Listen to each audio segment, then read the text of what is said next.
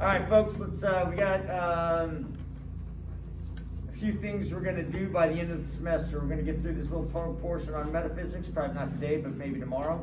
Not tomorrow, Wednesday.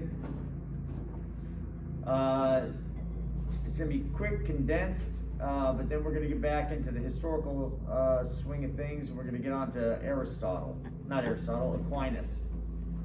From Aquinas, we're going to hit some Descartes. And once we get past Aquinas, Descartes, it'll be like, we'll speed it up. We're not going to have you guys doing like, Kant and Hume and Leibniz, for weeks, because we don't have that. So it'd be kind of like, this is where it has gone from Socrates, Plato, Aristotle, right? The big three to Augustine, as you saw, we gave a couple days, then we're going to give a couple days to Aquinas, and then from there it's just like, okay, this is how it's progressed. I'm not suggesting that these philosophers are less important. The development of philosophy has continued. It existed prior to Socrates and Plato and Aristotle. And you are all philosophers in the things you do on a daily basis, all right? You all make decisions about truth and falsity, right? That proposition which is stated, is it true or false? You make moral judgments on a daily basis, and you do so about reality. And you are called to answer about what is reality. Does God exist? Does morality exist? Who am I? What am I? So the major issues of humanity. What constitutes humanity? How should humans be treated? These are all philosophical questions. And you will actually answer them, and all too often you'll answer them at the voting booth, unfortunately. So those who are uninformed, ill-informed, will have really bad input into our society. And if our society goes downhill, it is due to bad philosophy. Did you catch that? So it has changed society has changed quite a bit since I was your age, and when I was a teenager. And look, I'm not saying we were a bunch of saints, because we were most certainly we're not saints when I was a kid, okay? But in claims about reality, metaphysical reality, we were much better grounded, okay? There was no sense of A being non-A, all right? A white wall cannot be a non-white wall. Right? White is not non-white. That's logical impossibility. This notion that I as a male can be a non-male, right? That merely by placing silicone or water-filled bags in my chest and mutilating my genitals will turn me now into a woman, right? Is a metaphysical impossibility. That's not what a woman is, okay? Now, when we are called to answer the questions such as what is a man, what is a woman, right? What would you describe them to be? Now, before you go there, let's give you some tools, okay? Because we're in metaphysics, right? This is a question that needs to be answered with metaphysics. What is this? And I'm going to give you what's called the 5 ises. Okay? 5 ises. There are 5 ways we can use is. The first use of the word is the is of existence. The is of existence. A synonym with that word is the word am, A-M, like I am. I is, but you wouldn't say that, you'd say I am. Why do I use the word I am? Well, that's a complete sentence, for one. But it's what the burning bush, God, spoke when he said to Moses, when he's telling Moses to lead his people out of slavery from Egypt. And Moses says, "Whom shall I say sent me?" Why would he ask that question? because he wants to know what God is sending him. Is it Osiris? Is it Ra? Is it Isis? Keep in mind, the Egyptians had many gods. They were polytheists, just like the Romans and the Greeks. And so he wants to know, whom is sending me to deliver these people out of slavery, out of bondage? And God says, I am that I am. That is, I am the one that exists. It's the is of existence. The one that exists in contrast to those that do not exist. Notion for Israel, not just for Israel, but that there is one God. Before him no other gods existed, nor shall there be after. I'm quoting Isaiah, by the way. Okay? It's the is of existence. It is. You're just saying it exists. Okay? And that's the first, is. The second is the is of identity. The is of identity. A is identical to B. A is B. If you say A is B, you're just saying A is the same thing that B is. Not the letter. I'm just saying whatever A refers to is the same thing that B refers to. Let's give you an example. Hesperus is phosphorus. All right? Same thing. Those two words refer to the same object. The is saying that they are identical. I am identical to myself, right? Hesperus is phosphorus. The evening star is the morning star, or its morning star is the evening star, otherwise known as Venus. Okay? So if you go outside and you see the morning star, forget about it later on. You go in the evening, you see the evening star. You're looking at the same darn star. It is, Hesperus is phosphorus. It's identity. Is of identity. Saying they're identical to one another. They're, okay? Make sense? And that's very important. Identity statements are going to be used here pretty soon when we're talking about what you are. What are you? Eyeballs. Daydreamer. There you are. What are you? What are you? The is of identity. What are you identical to?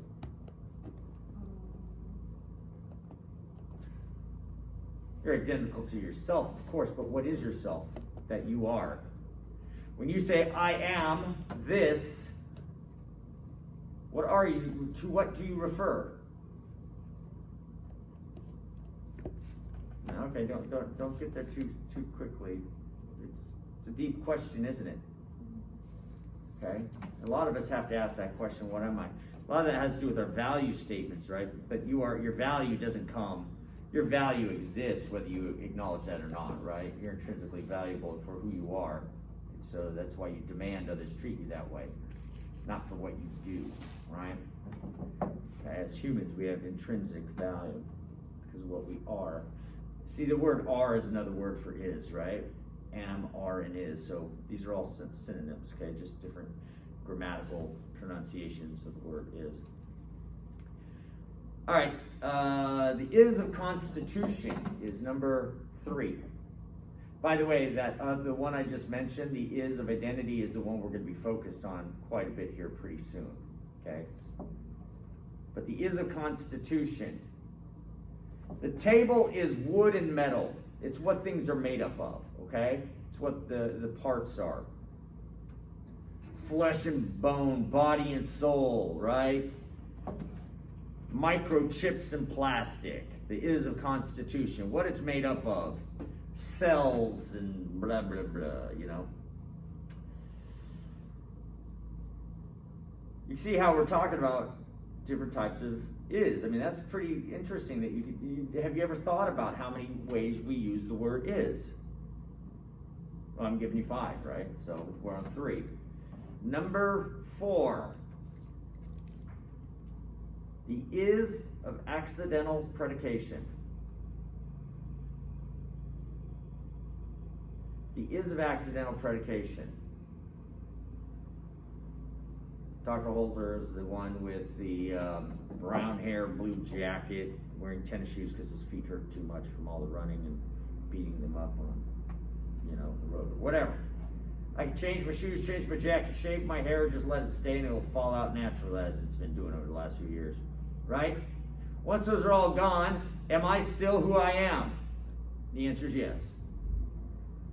Accidental predication. Accidental predicates or accidental properties, okay, are things that an object can lose and still be the same thing. They are objects a thing can lose and still remain the same. I can lose my hair and still be who I am. I'll still be identical to who I am. The clothes, the hair, my job. I can lose my job. Wouldn't be the first time. Okay? Might not be the last time. All right? Maybe I'll retire. Who knows? Okay? Maybe I'll stay here 20 years. I don't want to lose my job because I like it here. But, somebody would hire me to tell you the same things. Tell other people the same things I've been saying for years. Worked at other schools. I can lose all that. Doesn't take away from who I am. I am who I am. All right? Those are accidental predicates. All right?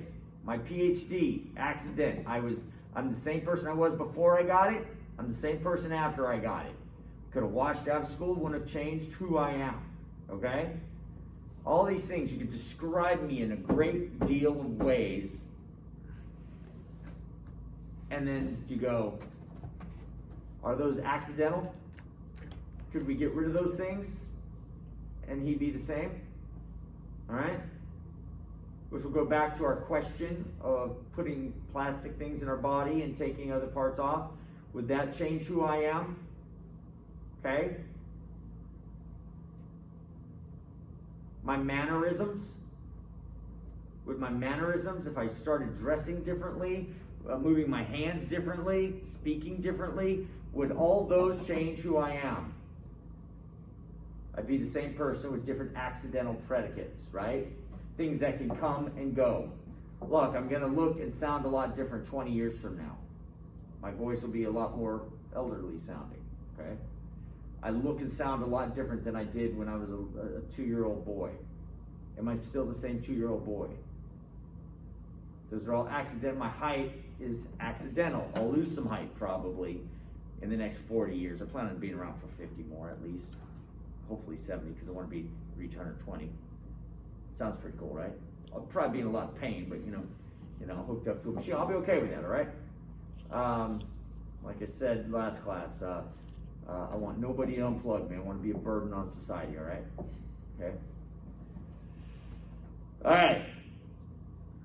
Which brings us to the next one, the is of essential predication. The is of essential predication.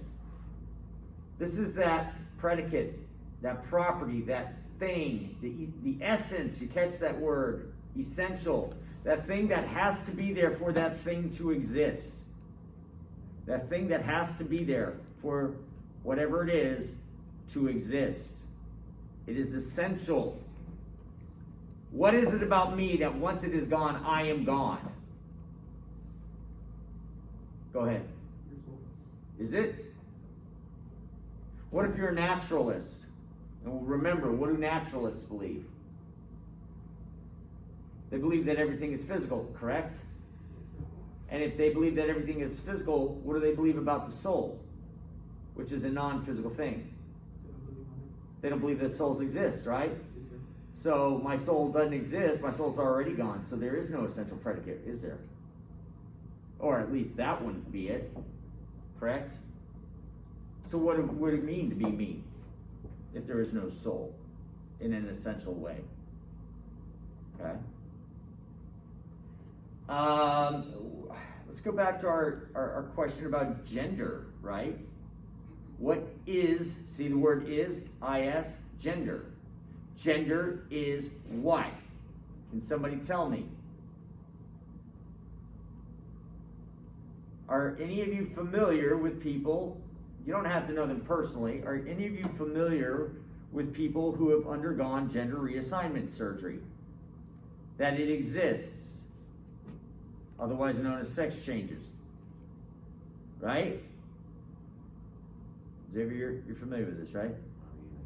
You're on TV all the time. So you know, Bruce Jenner is one. When I was a young boy, Bruce Jenner was really regarded as kind of like prototypical male. I mean, he was the gold medal decathlon winner, right? He's on the cover of Wheaties. You know what the decathlon is, right?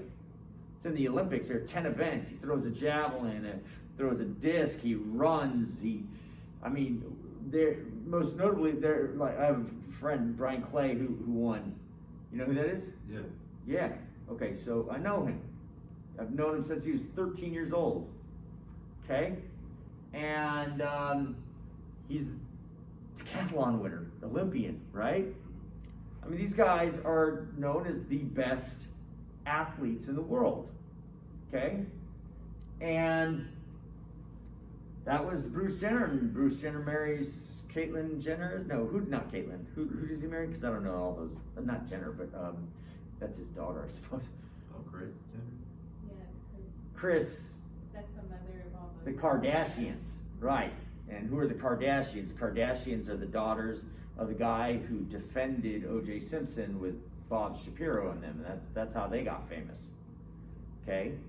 And so he's like kind of their, after Kardashian dies, Bruce Jenner starts dating the mom, right? And I don't know if did they get married? Well, anyway, rumor had it he was wanting to be a girl. So eventually he goes off and he gets gender reassignment surgery. Is Bruce Jenner a female? Is. On what grounds? What changed? Just His appearance. Are those accidental predicates or essential predicates to gender? accident. Now, why would I say this? Imagine. Go ahead. What? I said accidental. Yeah. So let's explore it a bit more. Now, this is unpopular to disagree with this, right? You can call a guy transphobic. What does that mean? He's afraid of transsexuals?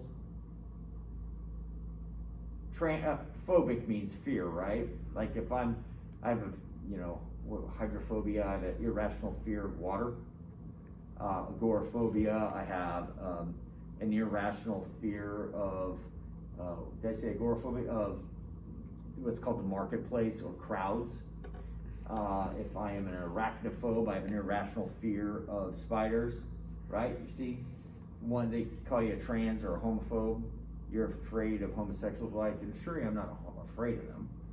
I just think metaphysically, transgenderism is not correct metaphysically, okay? I find, look, if a guy wants to wear a dress, go wear a dress, dude. Go wear whatever clothes you want to wear. If you want to grow your hair out, wear makeup, go do it, okay?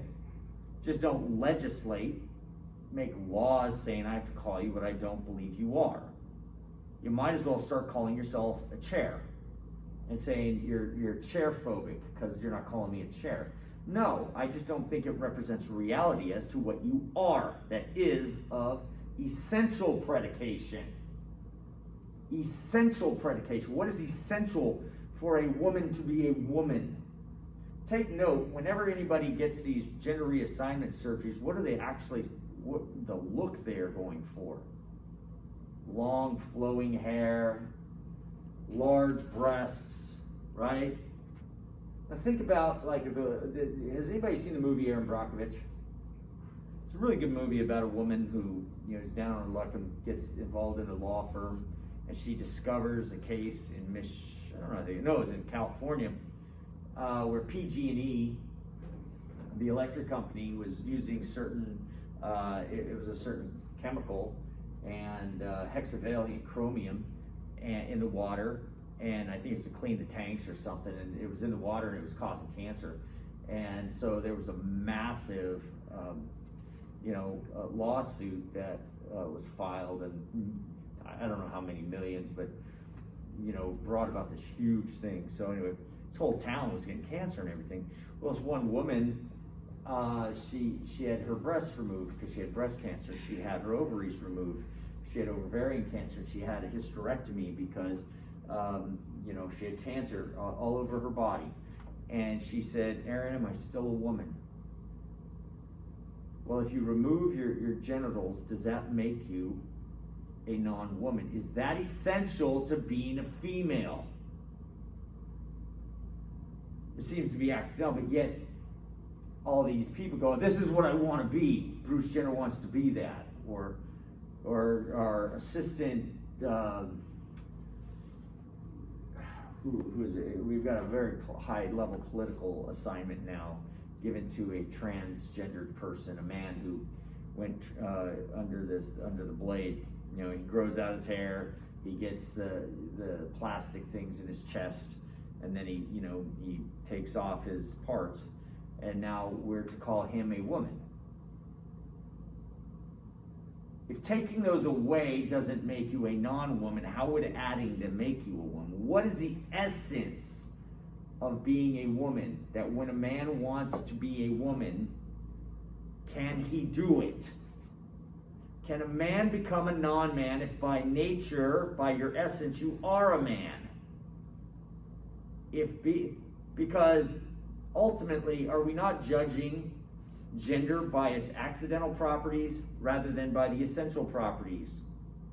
There are some women out there and men who look quite feminine and are not even trying. You go, "Oh, dude," you just walk up to a woman and call her a man. She's like, "But I'm a woman." And she has, some rather masculine traits, right? She has short hair. No, she doesn't carry a purse. No, she doesn't wear high heels. No, she doesn't wear skirts, right? She wears men's clothes, but not because she's trying to look like a man, just because she's comfortable that way. Should I call her a man?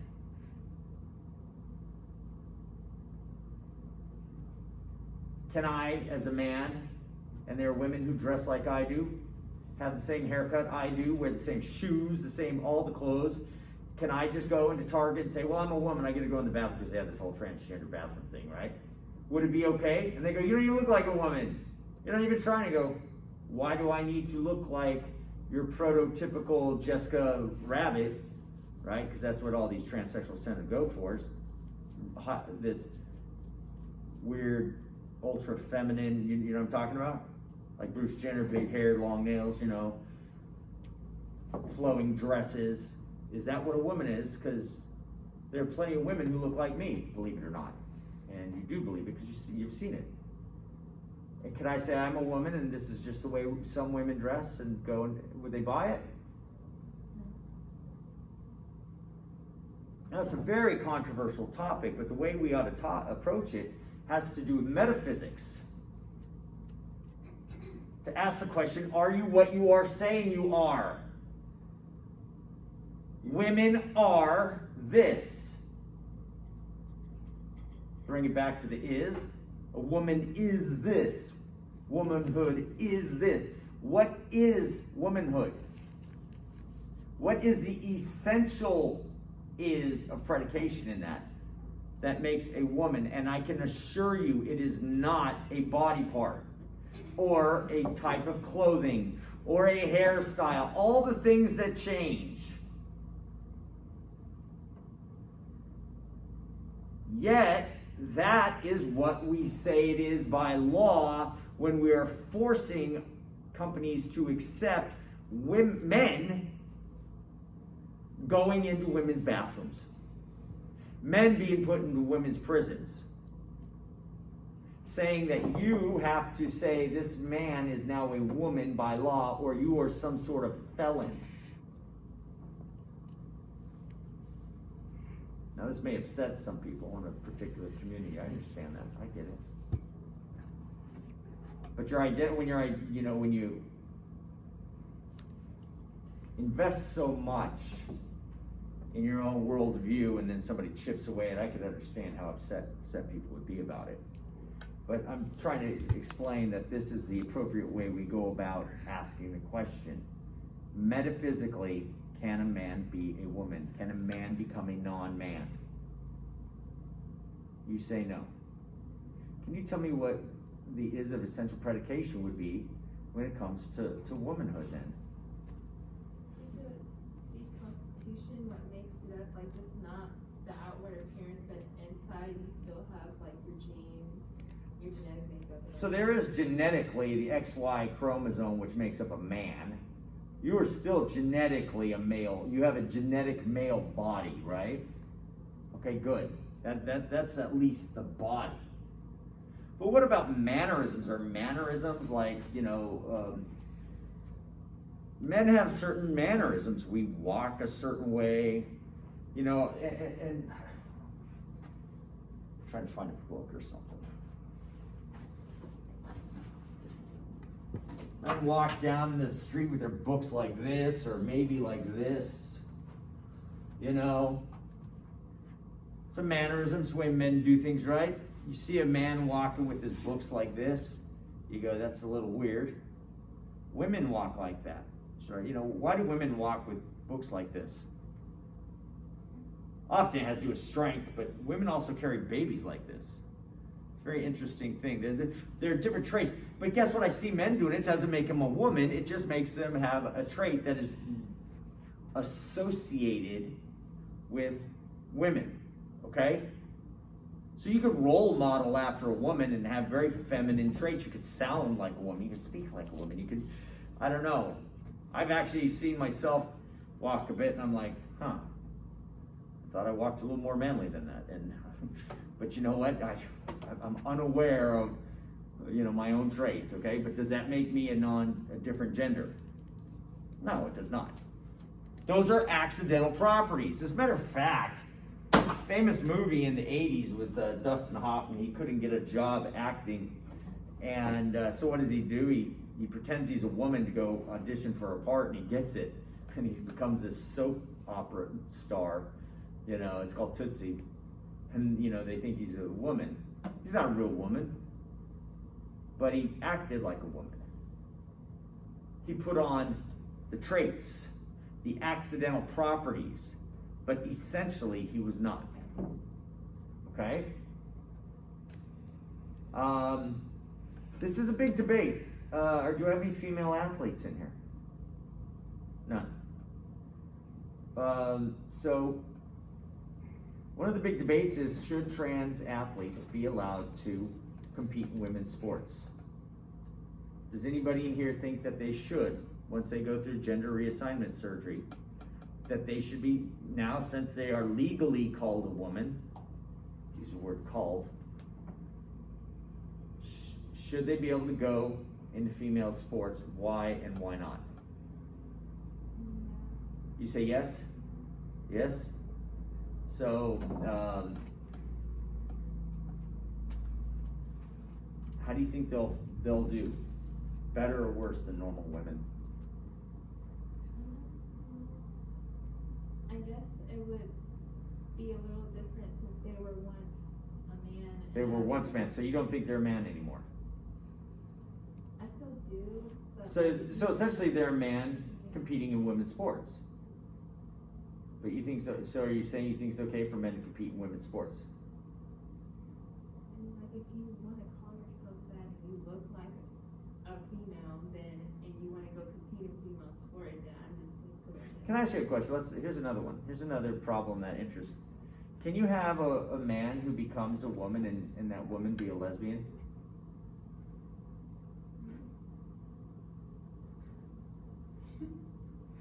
So like, let's pretend I decide to become a woman, but I want to be a lesbian woman. And now, let's pretend I get to go compete in sports. I get to shower with the women. Let's pretend I'm attracted to these women because, after all, I am a lesbian woman. Is all transgenderism, is that all homosexual? Or could it just be, look, I always wanted to be a lesbian woman, and now I'm gonna go become one, and I'm gonna go be able to hang out with women, I'm gonna go to their showers, I'm gonna be in there. Is that morally wrong? I This is a philosophy class. In philosophy classes, we deal with metaphysics and ethics. It's because it all ends in ethics. You know, you pay, you know, I was talking about the tournament I was in this weekend, right? Jiu-jitsu tournament. My gym had a few, not UFC, but mixed martial arts fights too. What do you think of men competing against women in mixed martial arts? Punching women. Is it okay for a man to ever hit a woman? No? But what if he cuts off his genitals? Is it okay then? You're confused? Yeah. Why are you confused? No, I was just like, you're like talking too fast. I'm sorry. Okay, so if a man cuts off his genitals and puts a pair of water bags in his chest, saline bags, you know what I'm talking about, right? Fake breasts. And we're now going to call him a woman. Is it okay if you start pummeling women now? Beating them up in the gym? I mean, in the ring? You don't understand? Let's say a man gets is it okay for a man and a woman to get into a boxing ring together? Okay, what if that man says, well, I want to get in the boxing ring with women, so I'm going to go get a sex change. Gets his genitals cut off, okay? Gets gender reassigned. Is it okay now? No, because you still have like restraint. Is he still a man? Yeah. Okay. That's the debate going on right now for female sports. What is it going to do to female sports in college? Where women, this is how women get scholarships. And so will it be the end of female sports? A bunch of transgender males saying, I want to compete, can't do it with the other guys, and then, I'll just go play soccer for the women, right? And all of a sudden now, instead of an all-female team, you have an all-transgender team. And they're destroying all the other female schools or whatever, if there are any left. What do you think, Noah? I mean, Metaphysically, not politically, I understand the politics of this is pretty debated right now. yeah, well, men have testosterone. You could add testosterone to women, Yeah. okay? So you could take a woman and make her a man that way. You could also take hormone blockers so that you no longer have as much testosterone as a man, and that's part of your gender reassignment. So is testosterone an essential predicate or an accidental predicate? Can you lose, huh? An accidental predicate. Seems so, that because men will go up and down in their testosterone levels throughout their age, right? In fact, there are whole groups, there are whole clinics all over, everywhere now, offering testosterone therapy. You know what that is? That's taking men and injecting us with steroids, anabolic steroids, right? It's just kind of like, you want to get all jacked up, you know, because your testosterone got low, and now we'll give you it again and make you all like, you know. And there's that. But I didn't lose if my testosterone goes lower, it doesn't mean I'm less of a man, does it? Less of a male. Guess not. You wouldn't think that, would you? In fact, you were a male before you went through puberty, were you not? I was, yeah. Yeah, before you went through puberty is once that starts kicking in, your voice thickens, and right? Yeah. What do you think? Huh? About the question you asked? Yeah. Yeah, I don't think it's okay. Yeah, it's, Because we still have the string. even pound for pound, there's a MMA fighter named Fallon Fox, okay? Fallon Fox went in and just beat up a bunch of women before they found out that Fallon Fox was really a guy who went through gender reassignment surgery, okay? And one of the women said, I had never felt the power, you know, from any of my other competitors. He basically broke her face, okay? After that fight, they found out that he was a man. But it wasn't like on the news or anything? No, I mean, this is, well, I mean, I mean, it's there. I mean, you could look it up and all. But see, he represented himself as a woman, and so he just signed up as a woman, right? And nobody questioned that. He didn't tell him he had gender reassignment surgery. He said he was a woman. Okay, so he no longer had male genitals, and and sure, he was probably taking some hormone blockers, but his bone density is, men have much denser bones, which is you'll feel that in the punch, I can promise you that. He had much, higher red blood cell counts, which adds to strength. So the power is there, right? Pound for pound. He did lose, though, actually, eventually. Somebody did beat him, I think, but it was through submission. So that does say something about the sport, though, that jiu-jitsu and all that, can submit a stronger opponent, which is kind of cool. So I encourage you to learn it, just in case you ever need it. But this is metaphysics, and but you can see how metaphysics can be used to discuss ethical issues, right? What is the essential predicate of manlyhood or womanhood? Somebody says, "You're not a man." Well, you mean I don't have certain traits of valiance, valiantry or stuff like that? Or do you mean I'm not a male? What does it, yes? Oh, no. Oh, okay. I get all excited when somebody looks like they're gonna ask a question. Or a guy says he wants to be a female, and she asks the question, do you want to be a female or do you want to dress in dresses? There's a difference. I mean, why don't you just lobby to change the dress code so men can walk around in nice flowy dresses and, long hair. We could already do the long hair thing, kind of. We can't outlaw male pattern baldness, but, I mean, we could, but I'd be a lawbreaker. Go ahead.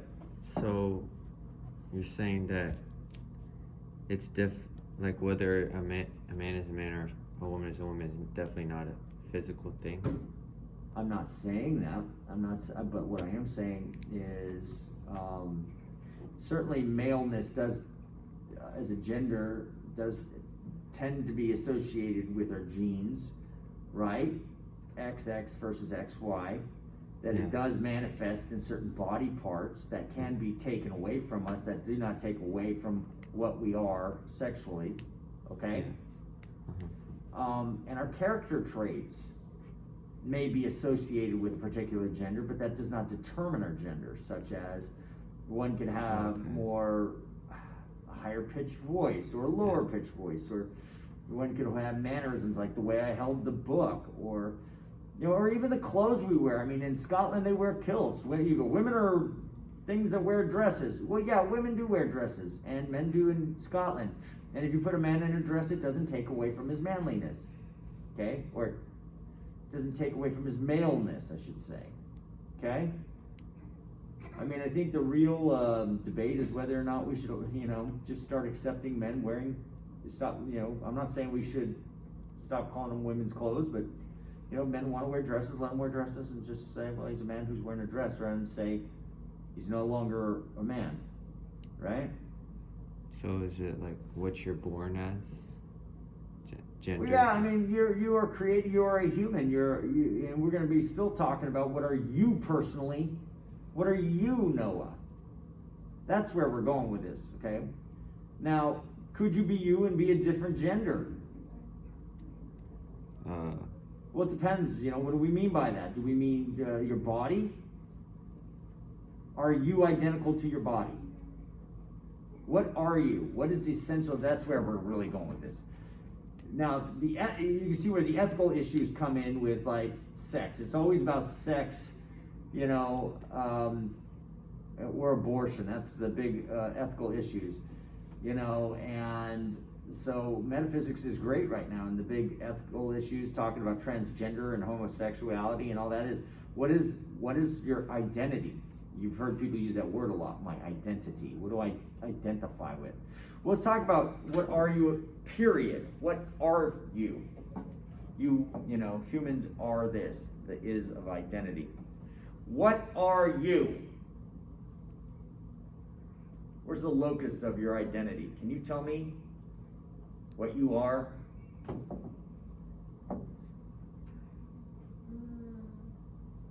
mean, starting off, I can say that I am human.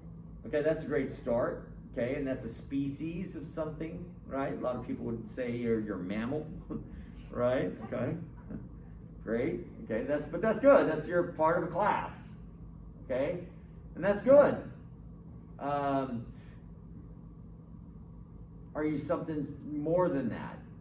I mean, is that, look, if we're talking about human, are we talking about the physical classification of you? You among humans, what makes you different than other humans? Now we got to talk about different types of distinctions. Let's give a couple distinctions here. Okay, I'm going to give. Okay, I'm going to give what's called the type token distinction, which is going to be. Then I'm going to give you a couple other distinctions. One's going to be the modal distinction. These are all tools to answer these highly complex questions versus a real distinction.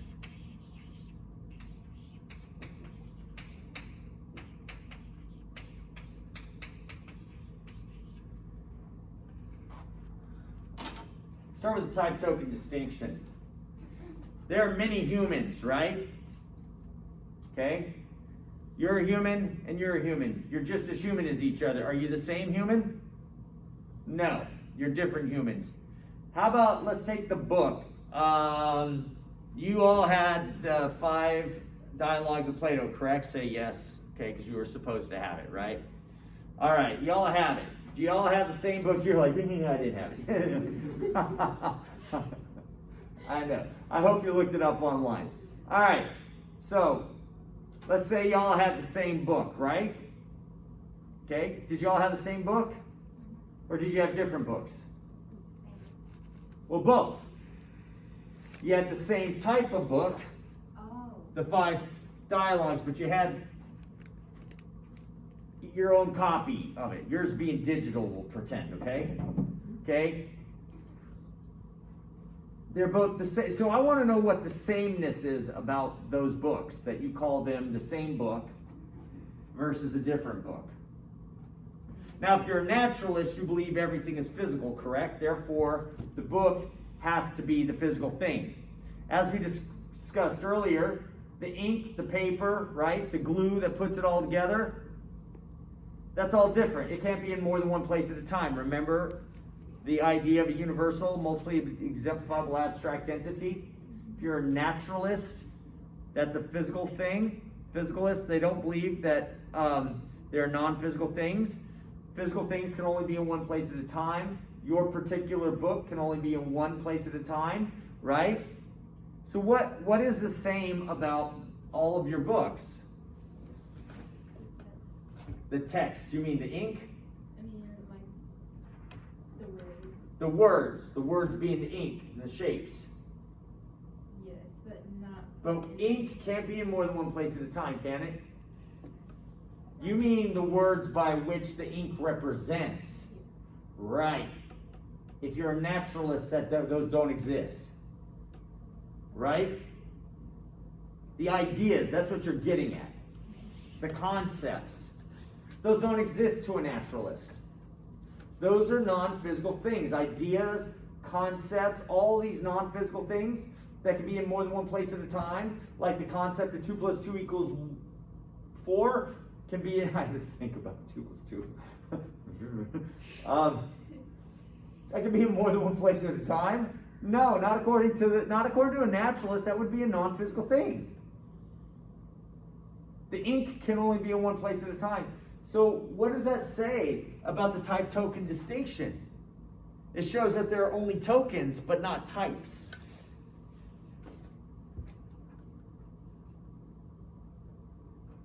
You can have the same book in digital form. You know the Bible is the most translated book in the world, right?